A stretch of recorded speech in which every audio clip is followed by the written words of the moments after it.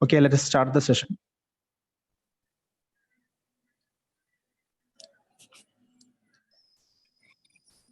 Every day may not be good, but there is something good in every day. A very good evening to one and all. Myself, Chinju Paulos, Assistant Professor in Computer Science and Engineering. Universal Engineering College, Vallivattam, invites you to the third international webinar series on new trends in computer science and engineering. Thank you all for joining us for today's webinar. Today, we are going to present the topic Basics of Performance Engineering. The presenter of the topic will be Mr. Rijo Davis.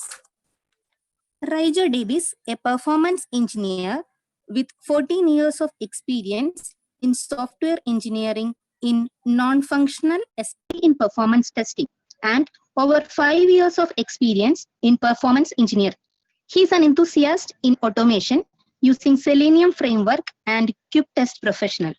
He is an expert in application programming interface testing using Parasoft, service-oriented architecture tests, Apache JMeter, and other industry standard tools. He accomplished exploring latest technologies such as cloud, microservices, and mobile web-based applications using Storm Runner and Virtual User Generator. Just a little housekeeping before we get started. If you have any questions regarding the presentation, please type them into the question box in your Zoom. Or you have the option of raise hand in control panel for asking your doubts. And please remind that we will also have time for questions at the end. I request all the participants joined through YouTube link to fill their feedback form that we have sent in your YouTube chat box. It will be considered as your attendance sheet. Next, we will turn the time over to our respected HOD, Sanal Kumar TS. Please, sir. Thank you, Chinchu, madam. Hi, good evening all. I welcome to the webinar series, New Trends in Computer Science and Engineering, conducted by Department of Computer Science and Engineering, Universal Engineering College, Vallivattam. First of all, welcome our respected principal, Dr. Jose K. Jacob, for this webinar. Next, I welcome the star of the day, Mr. Rijo Davis, resource person for the webinar, Basics of Performance Engineering. Next, I welcome all the faculties, students, participants who are attending this webinar. Thank you all. Have a nice day. Thank you, sir. Now it's time to start. So, with immense respect, I am handovering to respected presenter, Mr. Rijo Davis. Please, sir. Hello. First of all, thank you, Chinju madam and Mr. Sanal Kumar and everyone who is joining this call. So here today I am going to talk about the basics of performance engineering. So before start that, let me give some brief introduction about myself. I know that Chinju madam has given a wonderful introduction. So myself is Rijo Davis. I have been working as a performance engineer close to 14 years now. And I have a YouTube channel as well. So there I've been doing some, adding some content like memory techniques and all. I've done some videos like memorizing the value of pi up to 200 digits. Also like memorizing the periodic table, all those cool content. It's all about how we memorize things. So those techniques are also included in that channel. So you guys can have a look at that channel. So with regards to performance engineering, throughout all my career, I've been working as a performance engineer, except my first year. There I was working as a quality assurance engineer trainee. I mean, that is part of the manual functional testing. So, so let us start this session. I will share my screen.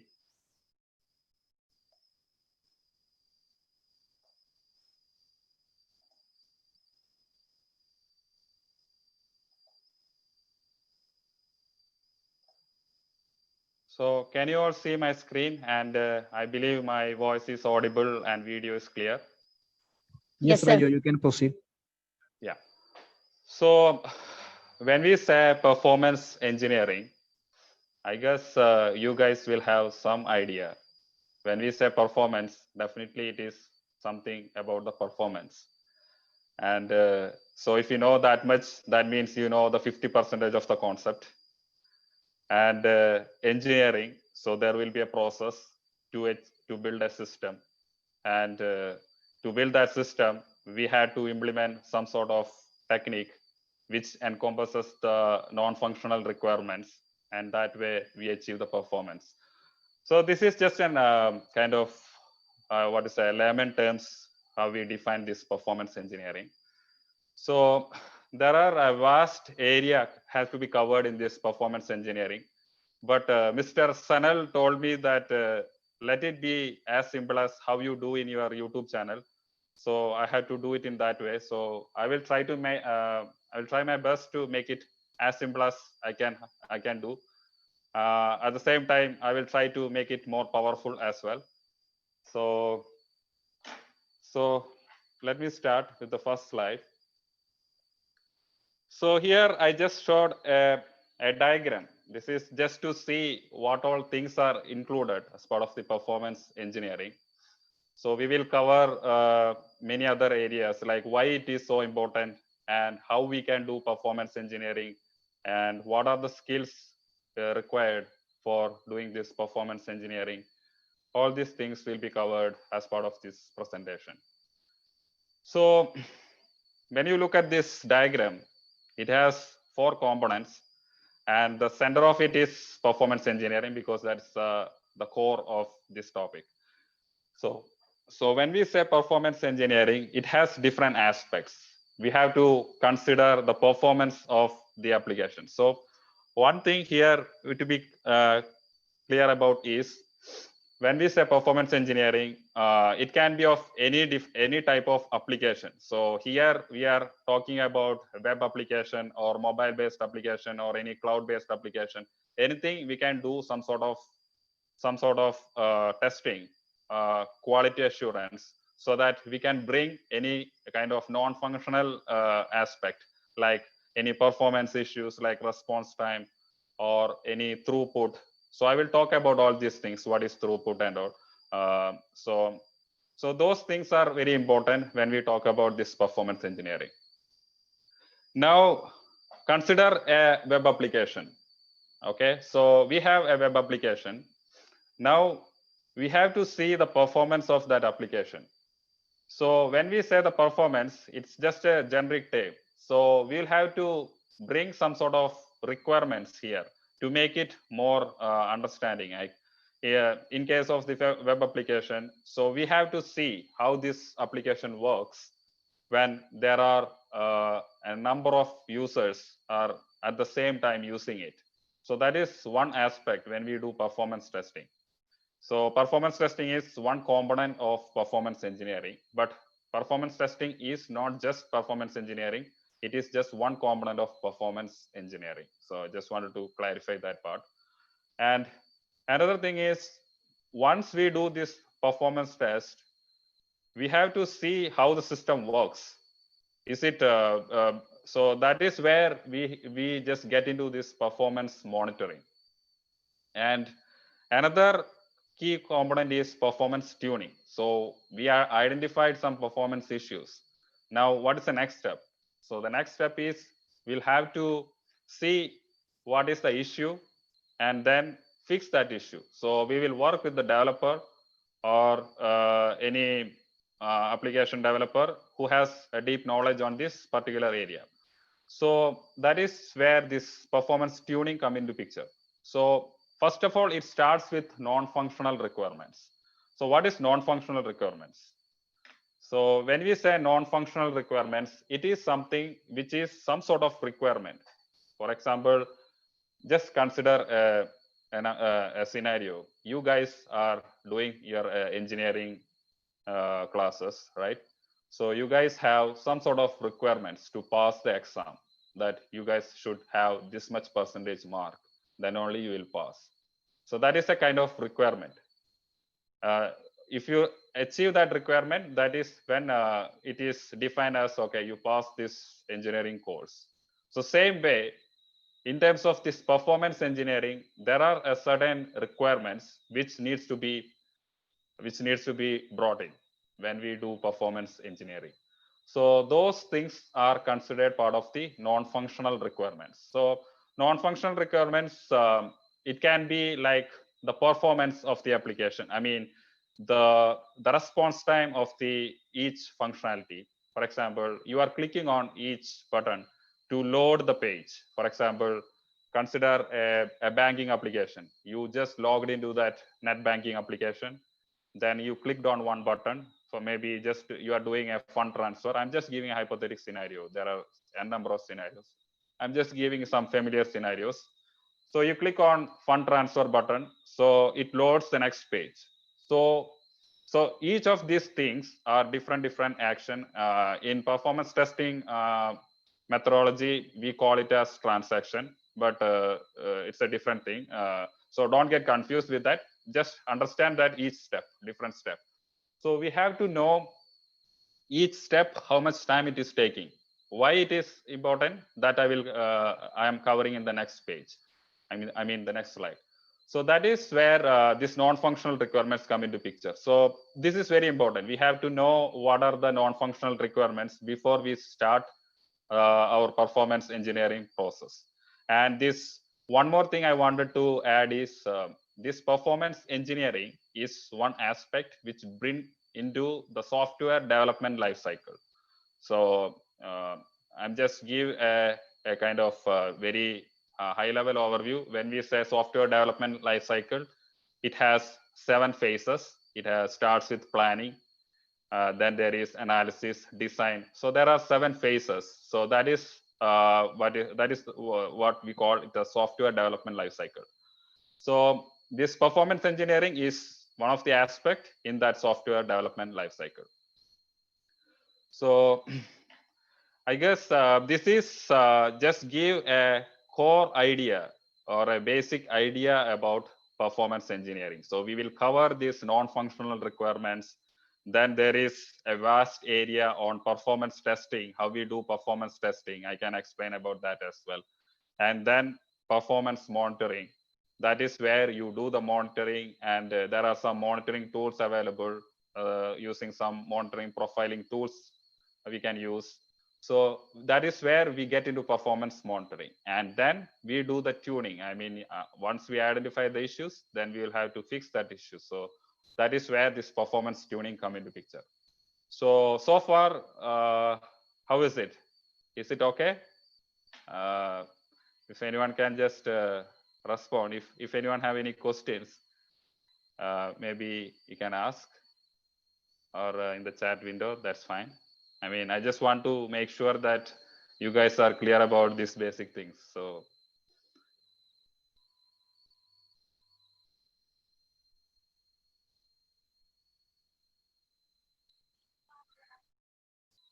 okay, I think all are very clear about this concept. So I'm just moving to the next slide. So the next thing is, why is it so important? So it is very simple. I just wanted to keep it very simple. Maybe I can make it a little complicated, like why it is so important.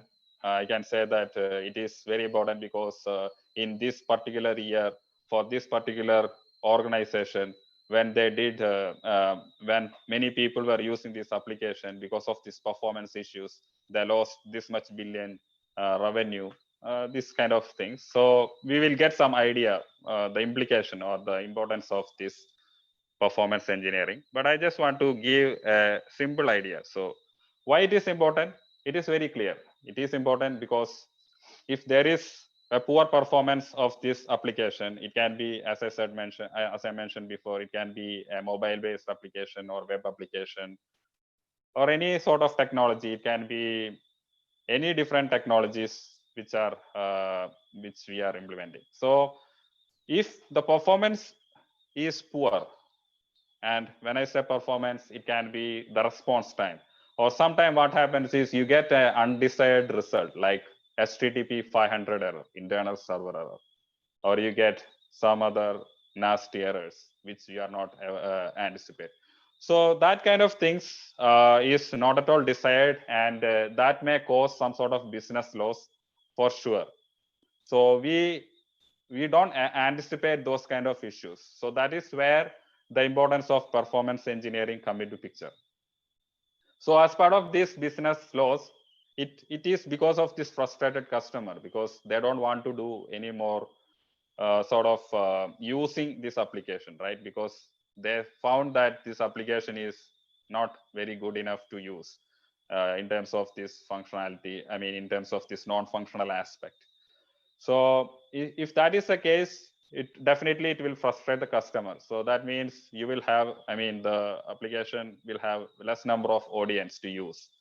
So this is very important that we need to understand this performance aspect, so that it will lead to a very good profit in the business when they develop their application. So that is what the good performance will do, right? So it will definitely attract more customers, because the business is, I mean, the application is very simple to use, and it has very good the performance, like the speed of the application, I mean, the response time, and you can do many things in a very faster, quick way. So that is where now this digital transformation, all this comes into picture. But digital transformation means everything you can do using your mobile or using your laptop to make things more portable as well as fast. So that is where. So in the last session, Mr. Sudhiran talked about this enterprise digital transformation, all those things. So that is also one of the aspect when we do this performance engineering for variety of applications. So it can be a digital application as well as web application. I've told this thing before as well. So that is where the main part which we have to understand why it is so important. So now I guess you have a clear understanding why it is so important. So I can give another scenario. For example, in when the current US president got elected, the same day, the Canadian immigration website went down. The server crashed.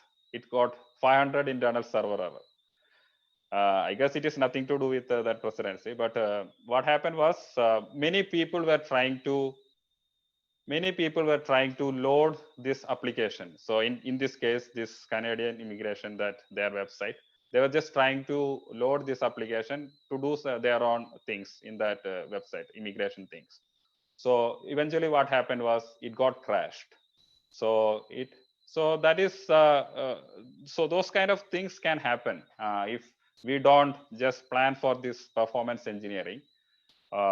So that is I'm just giving this example just to just bring this awareness, to bring this importance of the performance testing as well as this performance engineering. So I guess now you all got an idea why it is so important. Now we are getting into the next step, that is about how we can do this performance engineering. So I can talk a lot about this thing because this is my interesting area. So as I mentioned before, it starts with non-functional requirements. You should have a set of requirements related to the capacity as well as with the performance of the application. So these non-functional requirements can be how the system perform, what should be the ideal response time, or what should be the ideal throughput. Before also I used the word throughput. So let me explain what is this throughput. So throughput means the number of the volume of transactions. For example, if there are 100 users trying to access a web application and all 100 users wanted to get this particular application accessed and do all the navigation or their desired things. So in this case, there are 100 users. So it can lead to 100 concurrency. It is not necessarily 100 concurrent users, but at that particular moment, there are 100 users loaded into the application. And each of these users are doing different steps. previously I said don't confuse with this transaction. So this transaction is, I meant this action. So when all these 100 users do different actions, in performance testing terminology, we say it as transaction. So each of these transaction leads to a throughput. So for example, 100 users, they are doing 5 steps. So that means 100 into 5. There are 500 things happening. I mean, 100 users are doing 5 different steps. So all leads to 500. So we can say the throughput as 500. It is just within throughput itself, there are different terminology. I mean, when we say throughput using the performance testing tool, throughput is something different. So that is another thing. But for the to be in simple, I mean, to make it more simple, here when I am talking about the throughput in terms of the usage of this application. So that is what about this throughput. So we need to consider about throughput, the response time, and all. So now within this non-functional requirements, when we say this response time or even throughput, sometimes what happens is it will be generic, like application should be fast. That is a very generic term, but how do you just quantify it? We need to know what exactly we have to measure, and basis of what we are just considering it as a good performance or bad performance. So when we define these non-functional requirements, so basically these non-functional requirements come from the product owner or the business analyst. It comes from the person who is marketing, who is just gonna use this application, use this application. So they will have some idea that we need to achieve this kind of things. So these are the non-functional requirements. So when they define these non-functional requirements, as a performance engineer, what all things we have to make sure is that non-functional requirements should be very clear enough to understand. So for example, one of the non-functional requirements can be the response time of the application can be should be within 2 seconds or 5 seconds. So what is response time? Response time is something when you click on something and from the server side, I mean from the when the browser loads that particular step, I mean that page, how much time it is taking. So that is response time. So it's the response coming from the server to respond to that particular request. So that is we have to define, I mean we have to get a clear definition of this non-functional requirements. That is very important. So and as I mentioned that before, throughput is another thing. We should know what is the throughput. And another thing we have to consider here is what are the key functionalities we are going to do this particular performance testing, because this is non-functional requirements. That means even though this performance testing is part of the quality assurance or quality assurance side, this area, this performance engineering covers the non-functional aspects. So these non-functional aspects can be the the response time, the throughput, all this, the availability of the application. All this comes part of the non-functional aspect.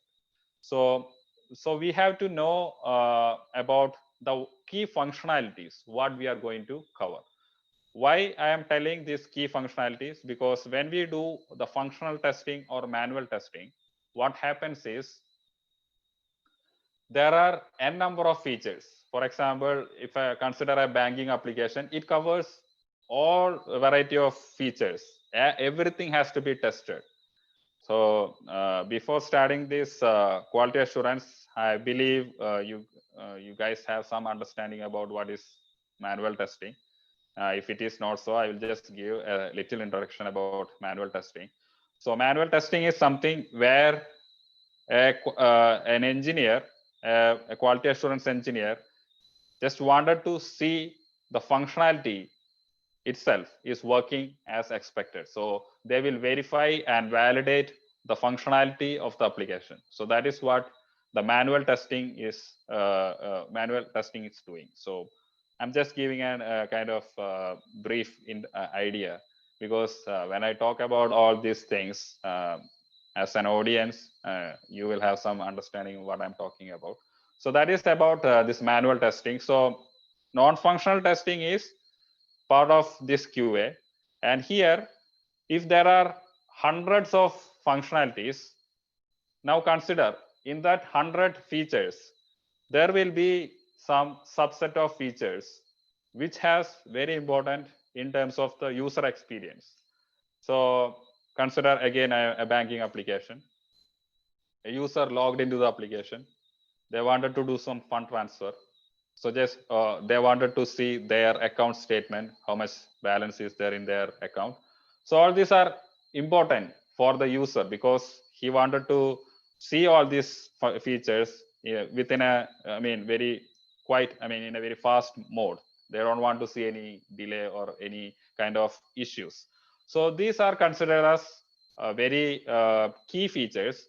So these things we need to we need to confirm with the business analyst or the product owner that what are the key areas we need to consider for the performance testing. When we say performance testing, we have to make sure that if there are 100 features, doing all these 100 features need a lot of time, a lot of effort, and all these things. So we only focus on the key part of the application. So even for the mobile or web, any type of web-based application, any application, we are only focusing on a key features. So that is very important, and we need to consider the main feature functionalities to be covered as part of the non-functional testing or this performance testing.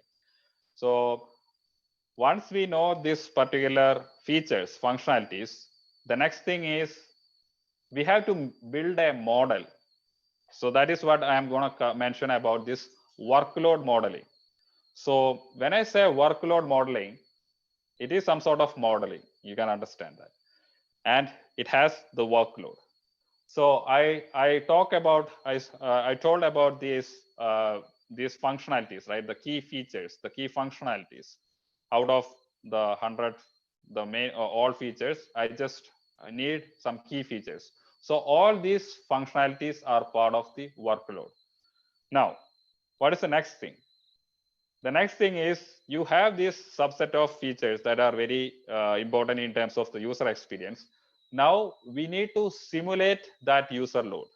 So in order to simulate that user load, we should have some sort of metrics, like how many users will do transaction A or particular step A, how many users will do the step B, how many users will do step C. So these things are need to be considered as part of the workload modeling. So when we have this requirements, then it is very easy for us to do the simulation. Simulation means you are simulating the real-time scenario. So when I say real-time scenario, it can be like 100,000s of users are trying to access a web application, and they wanted to do certain steps and they wanted to log out. So now here we need to simulate this particular thing. So it should be a kind of a replica. It should be comparable. So we have to consider about just having a sort of a model that is called this workload modeling. So in that workload modeling, we consider all this aspect, like how many number of users are going to use this application, how is this throughput, the concurrency, all these factors are come into picture when we do this workload modeling. So that is about workload modeling. The next is capacity planning. So when we say this capacity planning, so that is part of the whole system.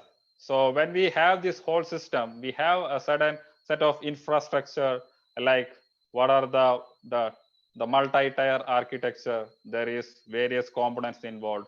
How is this? How many number of nodes for web server? How many number of nodes for the app server? All these things. Also, it can be like a cloud-based architecture, or it can be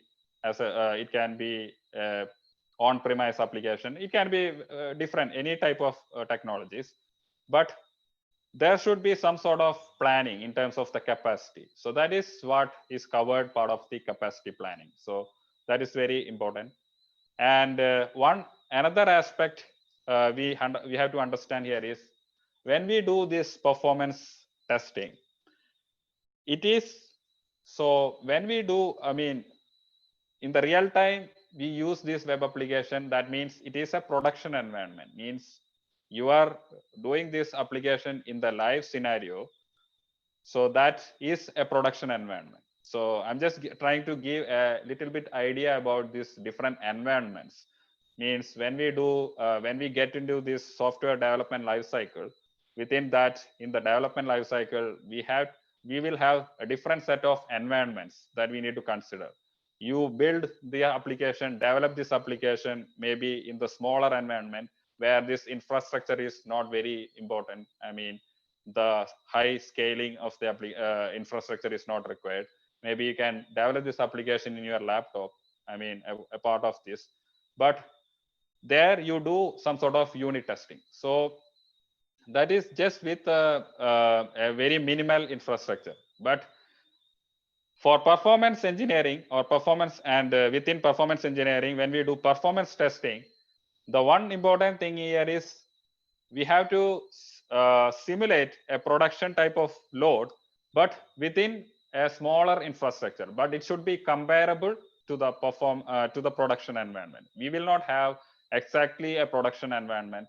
Also, when we do this performance testing, it is going to be with some sort of fake data. We cannot use the real data, but there are some variances here. This is not just a concrete idea, but I'm just talking generic. It can be like a kind of fake data. So here, when we do our performance testing, we should have a sort of a staging environment. It can be a performance testing environment, which is some sort of comparable. Means in the production, if there are hundreds of nodes, and we should be in the performance testing environment, it should be a little bit comparable. It can be like a 25% of the production, or any percentage. So it should be comparable in that aspect, because when we do our testing and find out any performance issues, we are not simulating the 100%. I mean, the production load as such. I mean, the production capacity is different than the performance testing environment. So we need to consider that as well, part of the workload modeling, as well as this capacity planning. So that is what about this the different environments. So as I mentioned, this performance testing environment. So that is one of the aspects we need to consider when we do the performance testing as part of the performance engineering process. Now, let me get into the next phase, that is performance testing itself.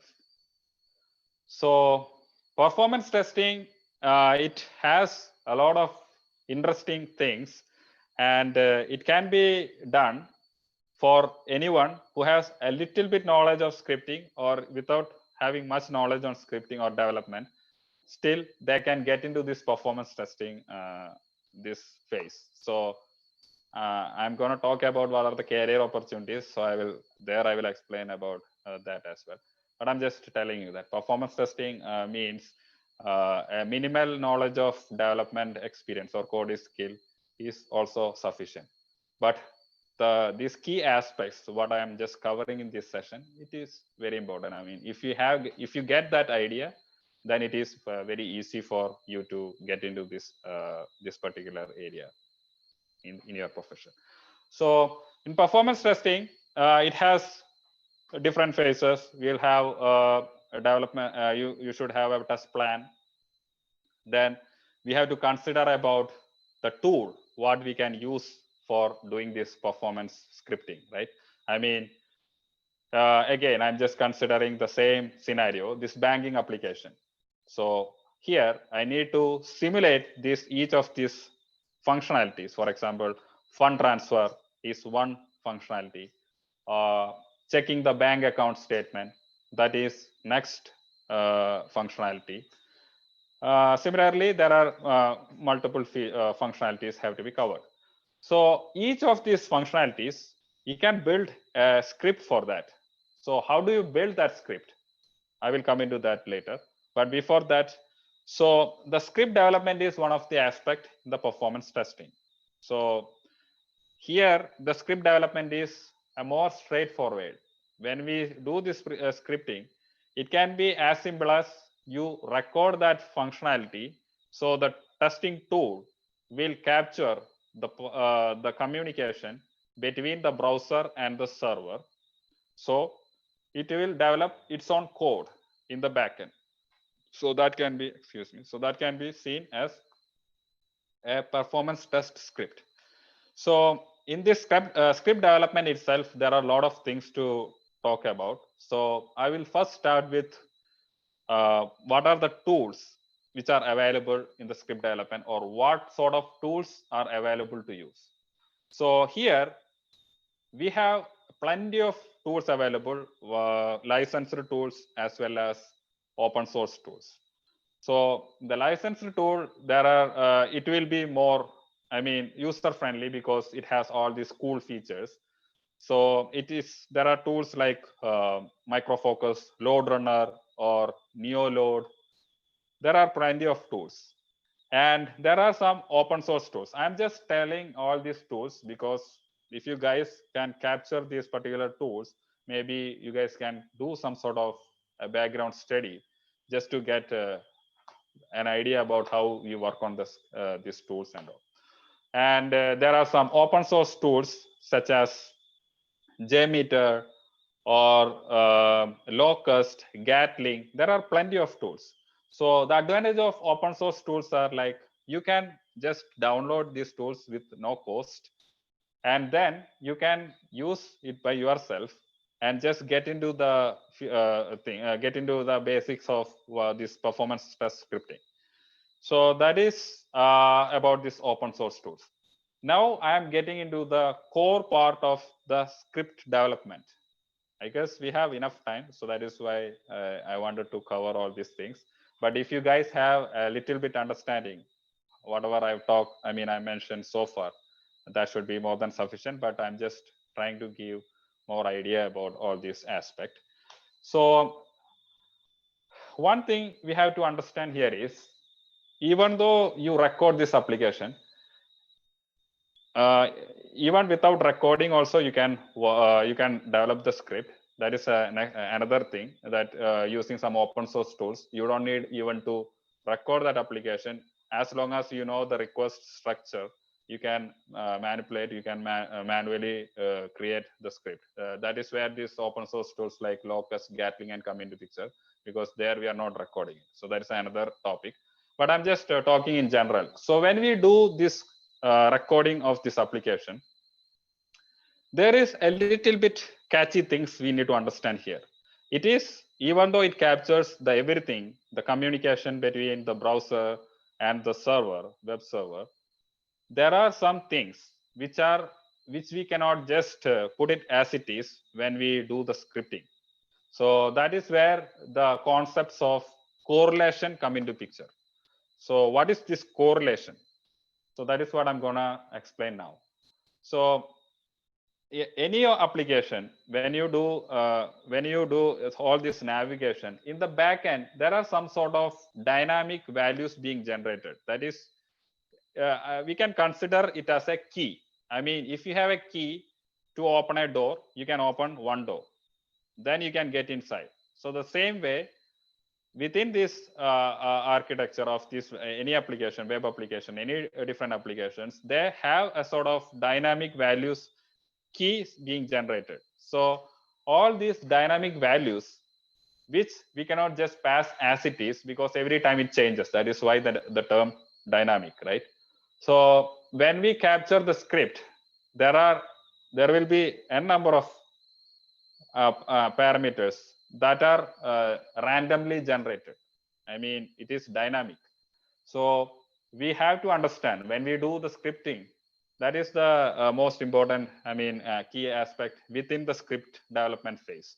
So here, when we do the scripting, these dynamic values, which are tricky, but we can bypass this tricky thing. How we can do that? That is where this correlation come into picture. I just few minutes back I told about what is this term correlation. So what does this correlation do? So this correlation is something where within this dynamic value, there are some boundaries, left boundary or right boundary. So this dynamic value is being generated within this boundary. So this boundary is left boundary or right boundary or certain expression. You can capture it using regular expression. All this, what you can do is you know that, okay, this particular dynamic value is generated from the server, but it has this fixed left boundary and right boundary. So if we know that particular thing, you can do the correlation. So it is very easy. You just have to understand the basics. And this basic is that within performance testing, when you do script development, it is all about you customize the script and make it work in the when you run it, right? So when you develop the script, there would be some dynamic values, but we don't have to. If you are using that just those values, the script will fail. When I say script fail, that means the application will not work. No, the application will not work. In the sense, the desired features will not be achieved. So that is where we have to do the correlation. So that is one key aspect within the script development. And the next thing is parameterization. This is common across automation as well. So when I say parameterization, there are a certain parameters which have, when you do the real-time scenario, one thing we have to understand is we are not using a fixed value all the time. For example, if there are 1,000 users trying to access a web application, all these 1,000 users are unique users. They have different name, their different details, everything is unique, right? So we need to simulate that specific set of scenario in our scripting. So what we do here is there is a terminology called parameterization. So something like username, password, then account number. I'm just giving a simple example. So all these things have to be parameterized. So how we can do parameterization? It is very simple. All you got to do is you generate a dat file, or it can be any source. All you got to do is just create that particular file and embed all variety of test data into that. So when I say test data, any data which is relevant for the testing is test data. So it can be username, password, variety of things which can be used for the parameterization. So that is how you do this parameterization. So these are the key part when it comes to performance script development within performance testing. Now I will get into the next phase within performance testing. That is, you have the script, you have the scenario based on the workload model. Now you are going to execute the test. So that is another key aspect. So you developed the script, that is good. And now I want to see how the application works with this specified workload modeling. I want to see what are the key areas which needs to be improved. So all these things we can do using we have to do. That is come into this test execution phase. So the tools which I mentioned here for performance testing, in that tool itself, there will be a component for test execution. So we have to use that. We will have a scenario to simulate this particular workload, and then you execute the test. So it is test execution. Now, when we in this test execution, we will have to see certain things, something like the response time, or is any kind of failure, like any sort of response, any sort of bad response, or 500 server error, or any sort of failures. So that is, we have to monitor those kind of things. So that is very important when we do the test execution. Now, so I've talked about this performance testing thing within this performance engineering. Now the next is performance monitoring and tuning. So as the name implies, it is about monitoring and it is about tuning this application, right? If there are any kind of performance bottleneck. So consider you conducted the test, right? And now you have to see how it is working. And when we use this performance testing tool, it captures the performance from the front end level. Means what is front end response time, web response time, all those things. But we need to consider about the system aspect of that, where how is the memory is being used across this multi-tier, how is the database usage, how is the network latency, is there any kind of network latency, any network latency issue, any infrastructure issues. So all these things will come into picture. So in a nutshell, in an overview, performance engineering covers a broad spectrum. I mean, it has a lot of things have to be covered. So we just have to understand a few things, and within that we can extrapolate and make it more easy to understand. So here, when I say monitoring the system performance, there are some profiling tools available. So either you can use that tool, or you can using some sort of technology. I mean, even you can using the log, but that is a little bit tedious task. But even using the log, some time developers look into their logs to see is there any sort of issues. I mean, to analyze their log and see any kind of issues. So they do look into their log. But in general, when we do the performance engineering, monitoring is very one of the another key aspect which we need to incorporate. So there are plenty of monitoring tools available. I will tell a little, I mean, some available tools, which are some open source tools, I mean, licensed tool as well as open source tools. So in the licensed tools, there are some industry standard tools like Dynatrace. It is called Perfmon, Dynatrace, and there is App Dynamics, where there are variety of tools. Or you can have some sort of open source tools as well. So this is so here, when we do this performance monitoring, we need to understand each layer.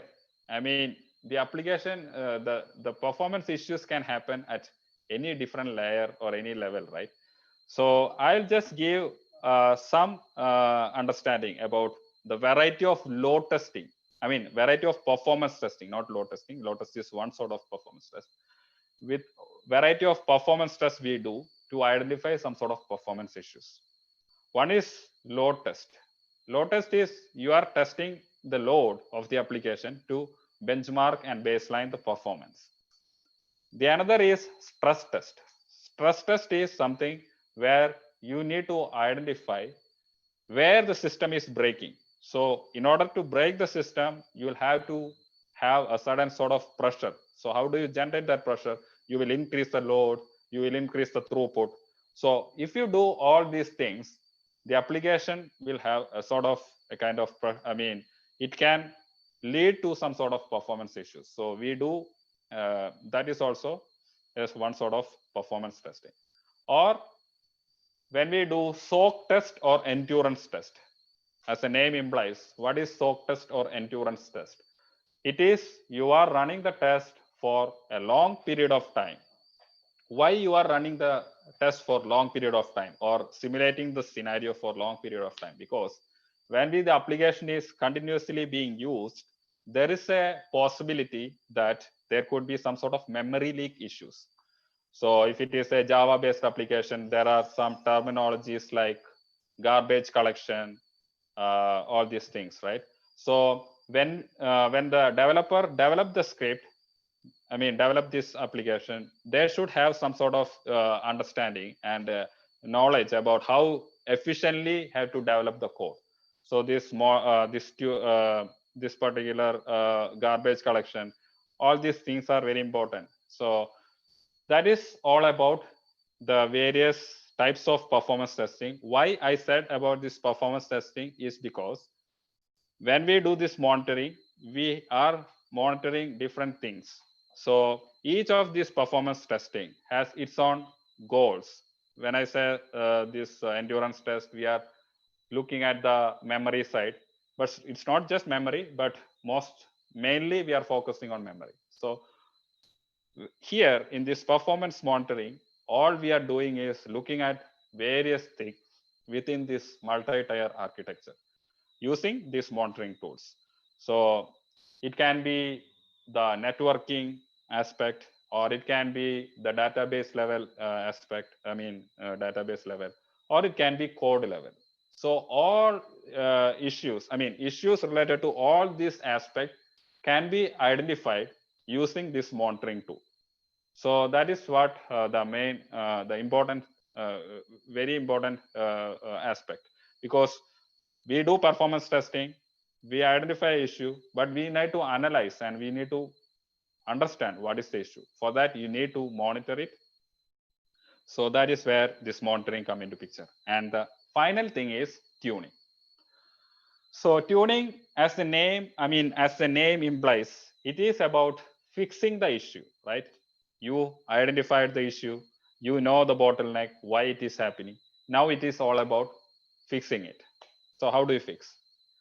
A performance engineer can be a developer, but most of the cases, it can be like performance engineer provides some recommendation that, okay, we identified these sort of issues, and using these monitoring tools, the issues what we found are these things. Then we provide that detailed report to the developer. So the developer will have a look at it, and he wanted to simulate the same thing in maybe in the development environment, or it can be in the performance testing environment. So if we have to simulate it, we'll have to coordinate with all these stakeholders, these developers, everyone, then have a look at the test again and see, and just to give a clear understanding to the developer. So these are the things we identified. So tuning is very important, because identifying the issue is very, very good, but unless you fix it, it's not going to help, right? So we have to provide some sort of recommendation based on this tuning, this particular test execution.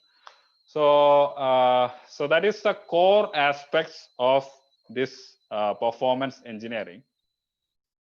I know that I covered some basic things, then I added some interesting things, then more interesting things, because end of the day, it is about how just to know about this process, this particular area.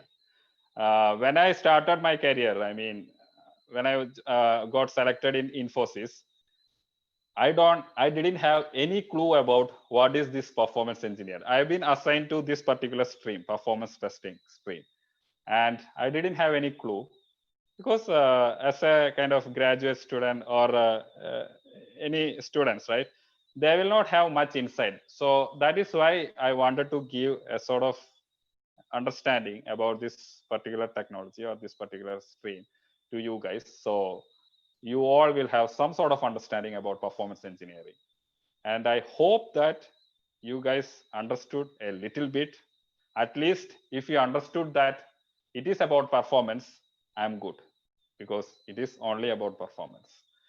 And so that is about this concept. Now, the important thing, the next important thing, what are the main skills required? I would say you can be jack of all trades, but you should be master of something as well. So that master is come from the intuition. You work on all these different aspects, right? It can be the software development, networking, or the database, or different aspects, software infrastructure, architecture, everything comes into picture, right? So if we have some basic understanding on each of these things, the rest of the things based on your experience as well as using your own intuition. I mean, when I say intuition, it is not using your logical mind. It can come from like, okay, you are doing something. So all of a sudden you're thinking that, okay, this issue can be because of that. It's some sort of intuition. We have to just listen to our intuitive mind as well. So that is very one of the interesting things. So that is what making me, that is what making me more interested in this particular technology, this performance engineering, because there are so many things which we learn every day, and there are some challenges which come which will come eventually. So when we have these challenges, just understand that those are the stepping stone to reach your milestone. So whenever you get into challenge, just accept that challenge and work on that challenge. So that is what I wanted to just give you about the skills. So here, when I say the skills, it can be a coding skill, or it can be, as I mentioned, if you have some understanding about this database query, or if you have some very good understanding about the networking, all this can be lead to this particular role as a performance engineer. So all these things, so development is very important. I mean, if you have the coding skill, that means you are at the top level. I mean, to get into any different stream within the software development lifecycle will be easy for you because you have that coding skill. But I don't say that coding is mandatory to get into the performance testing, but a little bit coding at least need to be required. I mean, in order to get into the scripting, script development, all those things, you should have a little bit of coding skill. So that will help to build the script development, all those things. So that is what I meant by this jack of all trades, but master of our own intuition. At the end of the day, each person have their own different contribution to their work, but their intuition is something which will make a difference. So try to bring that intuition. That is what I am trying from my end as well. Now, coming into the career opportunities. So career opportunities here, there are variety of roles like performance engineer, or it can be a performance tester. So when I say performance testing, it is part of the performance engineering. So you will have a sort of scripting, you will have to do scripting, then testing, execution, all those things. Or the terminology called as a non-functional tester. That is a broad aspect. When we say non-functional tester, there are various things within non-functional testing, availability testing, failover testing, all those things. So those are also part of the non-functional testing. So you can be a non-functional tester. Now, another interesting thing is software engineer, tooling and infrastructure.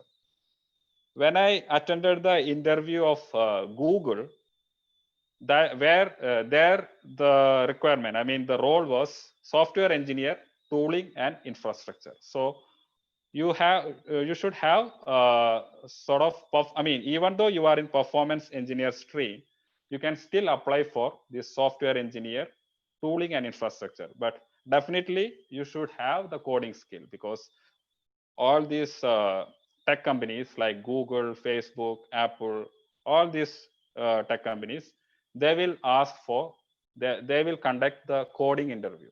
So it is very important to have the coding skill if you are thinking in that aspect. But other companies, other technology companies, you may not have the 100% coding skill, but for this tech companies, you should have that the coding skill as well, because even though it is non-functional testing, there the all aspect of coding, everything is very important. The next can be another role is application monitoring engineer. So this application monitoring engineer is another aspect within the performance engineering. I told about monitoring and tuning. So this can be about monitoring the whole system. So it can be production application or any testing application, but your main role is to monitor this performance using these monitoring tools. I told about some monitoring tools like Dynatrace, App Dynamics. There are a variety of tools available. So so here your main focus is on the infrastructure. You should know how to configure each these particular servers or setting up these monitoring tools and capture various metrics. There are plenty of metrics. That is a different session altogether, but just giving a high level idea. So that is where this application monitoring engineer comes. Again, there could be other opportunities as well, but I just give a high level. I mean, these are the main opportunities which I know. Maybe there are many more. So this is all about career opportunities. Just understand that as long as this web application or monitoring, I mean, this mobile based application or any type of technology applications, one thing is the performance of that particular system or application is one of the core thing. So as long as that particular aspect is there, there is a demand for performance engineer for sure.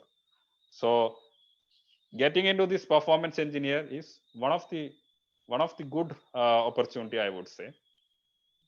Within the software development lifecycle, performance testing has, the percentage wise, it can be minimal, but the demand for performance engineer is really high, and any organization, they values the performance engineer. Why? Because at the end of the day, even though the functionality works well, if the performance is not good, it is of less use. So the functional aspect as well as non-functional aspect is equally important.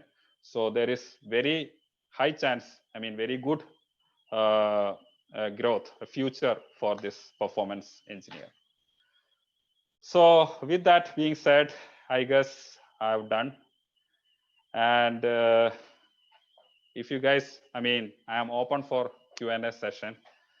And as I mentioned before, I have my YouTube channel. I mentioned about talk about a variety of memory techniques, all this aspect. Memory techniques will be very helpful for even for your technology or your career or for the personal life, because in our day-to-day life, we all deal with a variety of things like memorizing the numbers, memorizing various things, which will help you to make things more easy and more enjoyable way, right? So it is very important. So if you guys you guys can have a look at my channel. I guess this will be my YouTube channel link will be provided in the description link. So I'm open for the Q&A session. Is there any questions? Let me see the question. Okay, I'm open for the questions. So meanwhile, you guys can enter your queries, but I just give some sort of guidelines. Some sort of tips that comes from my personal experience.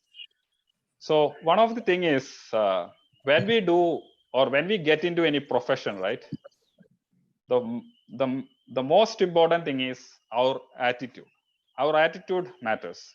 Why I'm telling is there are some chances, with the proper guidelines, which can be avoided. So that is what I wanted to do here. So when we get into the profession, there are some, there could be some challenges, right? Definitely there will be challenges. One thing will happen is when you face this challenge, there is a high probability that just mention that this is not working or that is not working. So when we say that this is not working or that is not working, that is something which will not make much sense to the lead or to someone you are talking. So every time when you face a challenge, try to just explain, just look into that problem and then try to find out a solution from your end, rather than just telling that it's not working. Just try all the various options and at least give a sort of sense to your lead that you tried these things and still this particular issue is happening. now what I can do. So if you bring that sort of thing to the table, I mean, if you bring that kind of sort of effort, definitely your lead will like your work, and your lead will understand that you have a kind of fire to learn things, to do things, and progress.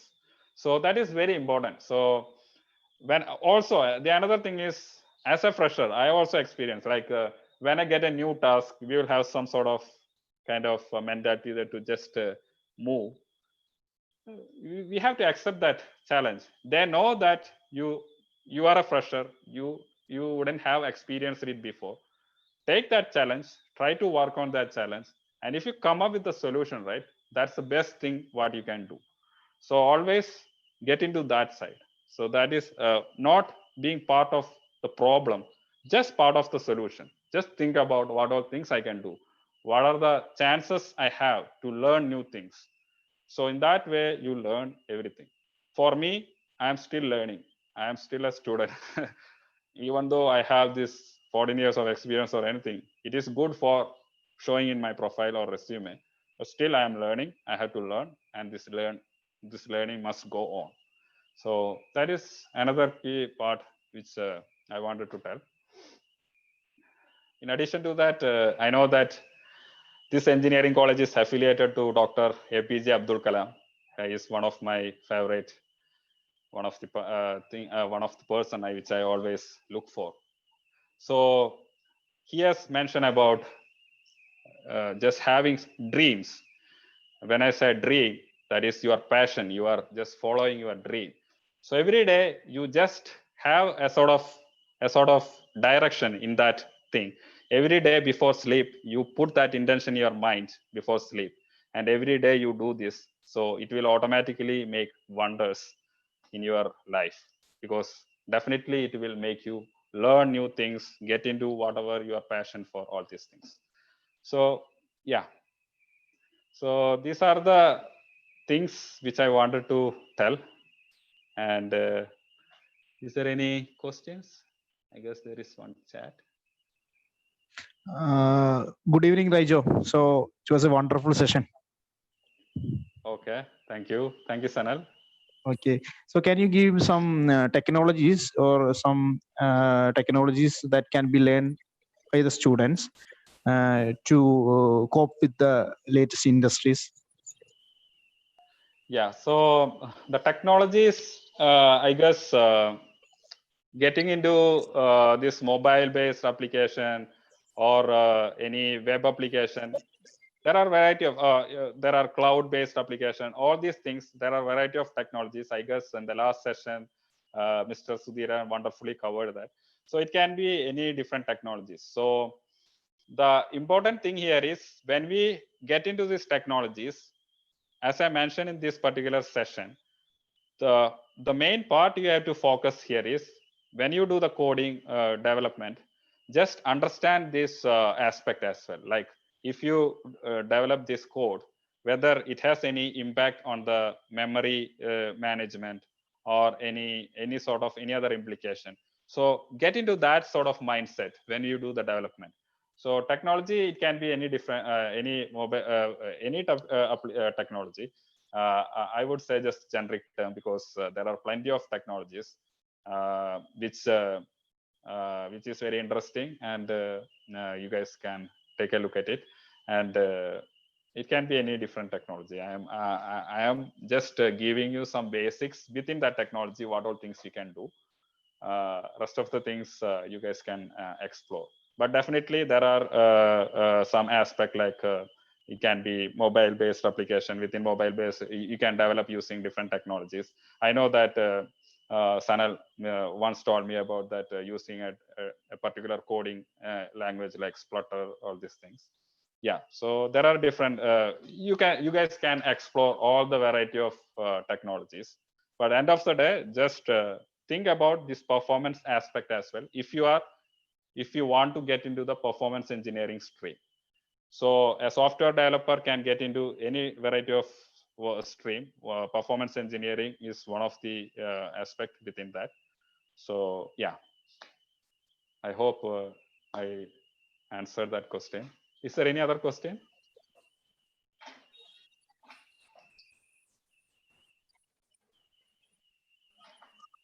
Yeah, you are free to ask any questions. All the participants, please listen.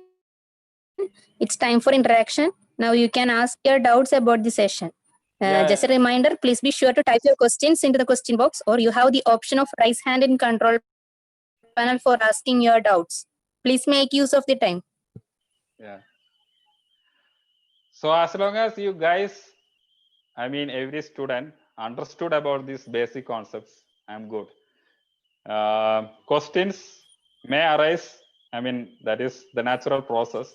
So I mean, it's all up to you. When I was in your age and all, yeah, questions are even for, I mean, sometimes we may ask less question, but definitely you should ask question, because when you ask question, then it will help not only you, but for everyone else as well, right? Because they also will have that sort of dimension, knowing things, right? So in that aspect, everyone can ask question. It can be from faculties as well. Mr. Sanal also can ask question, or any of the student can ask. I guess there is another question.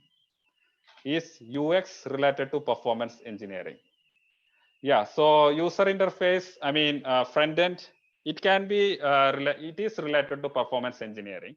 But front end, when we say front end, I mean, it is basically at the client side itself, right? So there are a variety of other tools available. Even within browser itself, you can do some sort of profiling. I mean, when you load a page, there are different components are being loaded at the same time, right? So that is where you have this front end UX. So UX related to, it can be related to performance engineering, but it is just one part of the performance engineering.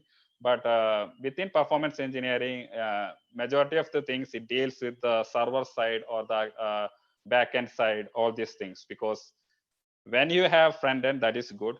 But when it connects to the backend, that is where the things work, right? You have request, it goes to the server, and you get the response. So yeah, so it is definitely related to performance engineering, but it's just one aspect, just within the performance engineering it can be.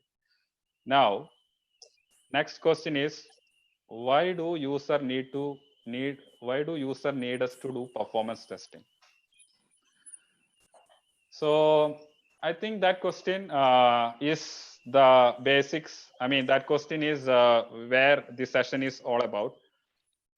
We have to see the application performance in order to fix any sort of issues which we do not want to happen in the production. So that is why the user need to do, I mean, there should be someone to do a performance testing, because I know I am developing an application, I am just deploying it in production. I don't want to happen any sort of issues after it is deployed. So I just want to make sure that before it's getting into production, is it working as expected, at least with this particular requirement. You will have some sort of requirement that application should be sustained enough to at least with 100 users, 1,000 users, whatever number. So that sort of at least requirement, I mean, understanding we should have. So it is very important, and we have to do performance testing.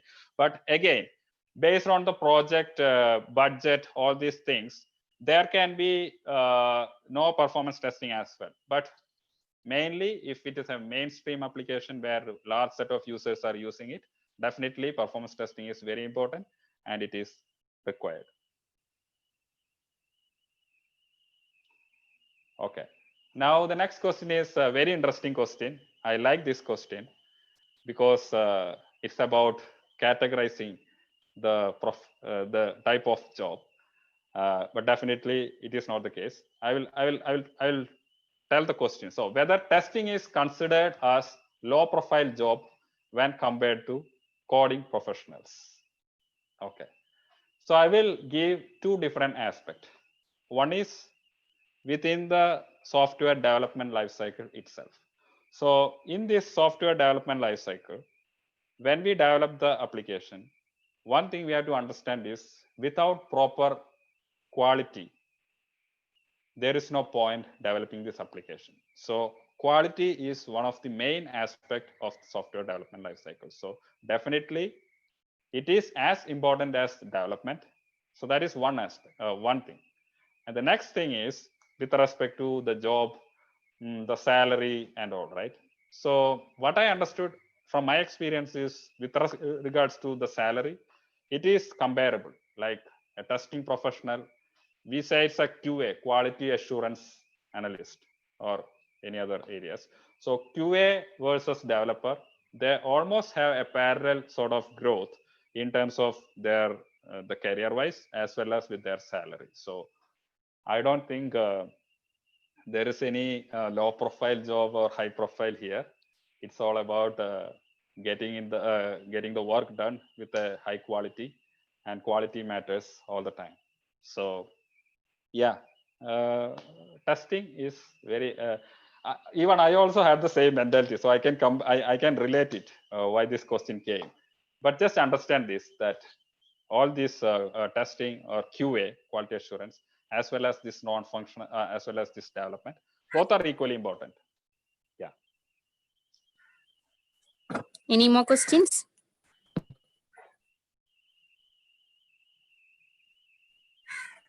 You guys are free to ask any question. If I don't know, I will say that I don't know. That's it.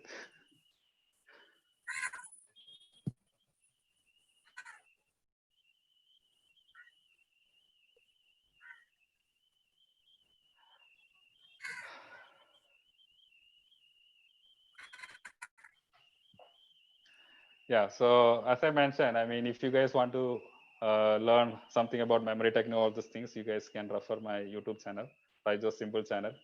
As this session, it will be simple, but it will be powerful. And you guys, I wish all of you have a tremendous success in your care, in your education, as well as in your personal life. I think everyone have the potential to reach into their own true potential, like Dr. APJ Abdul Kalam. And I wish everyone a wonderful success. And I thank the principal and Chinju madam and Mr. Sanal Kumar for giving this wonderful opportunity, because it is my pleasure to give some sort of guidelines from my own experience. So it's very helpful for Thank you, everyone. sir. So I think we covered all our questions. On behalf of Universal Engineering College, I would like to express our profound gratitude to the presenter of our third day webinar series, Mr. Rijo Davis. Thank you very much, sir, for making the webinar with our participants a really successful one. We greatly appreciate the presentation you gave to us. It was really informative, motivative, and very interesting. Thank you, sir. My pleasure. And also I express sincere gratitude to our principal, Dr. Joske Jacob, and our HOD, Sanal Kumar T.S. I am happy to express vote of thanks to our all staff members who have made this webinar a grand success. Once again, thank you everyone. We appreciate you being here. I would like to request you all to fill the feedback form that we have sent in your chat box and registered mail ID. It will be considered as your attendance sheet. Now, I would like to remind about tomorrow's webinar on 22nd July 2020. We will have Mr. Abhilash Varghese on the topic Digital Transformation with Microsoft Power Platform. Thanks once again for joining us today, and we will see you next time. Stay safe, stay healthy. Thank you. Thank you. Okay, thank you, Rijo. What a wonderful session it was. Thank you, Sanal. Okay.